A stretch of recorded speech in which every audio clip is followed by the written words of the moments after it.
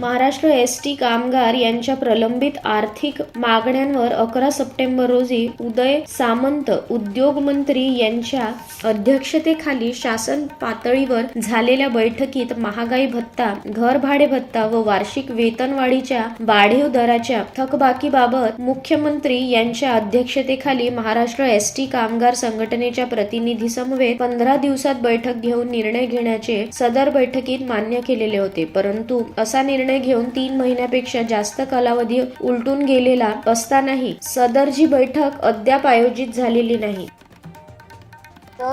आमच्या मागण्या मंजूर केलेल्या मागण्या ज्या 4 महिन्या पहिले आता मंजूर केल्या होत्या त्या देत नाही आहे.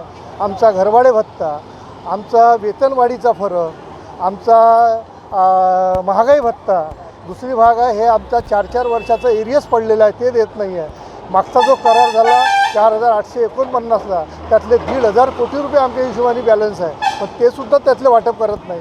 7वा वेतन आयोग देतो म्हणते. मग नागपूरमध्ये मुख्यमंत्र्यांनी म्हटलं, आपल्या मुख्यमंत्र्यांनी म्हटलं की 7वा वेतन आयोग देण्याचा आम्ही प्रयत्न करू, ते सुद्धा देत नाही आहे. त्यामुळे एस टी कर्मचाऱ्यांचा शोभ अनावर झालेला आहे. त्यामुळे इथे आम्ही उपोषण आंदोलनात बसलो. किती कर्मचारी आहे सर उपोषणामध्ये? आज तर 50 ते 60 कर्मचारी आहे, पण दररोज 60, 70, 80 राहते. जर आमच्या मागण्या मंजूर झाल्या नाही तर आम्ही शासनाला अजून 2 ते 3 दिवसाचा वेळ देऊ, नाहीतर शासनासाठी आम्ही मुंबईवर धडकणार आहोत. ही अधिवेशनापूर्वी आता 20 तारखेला अधिवेशन आहे, त्या अधिवेशनामध्ये नागपूरचे तरी लोक आझाद मैदानात जाऊन तिथे धडकणार आणि आमच्या मागण्या मान्य करणार. सर नाव सांगा.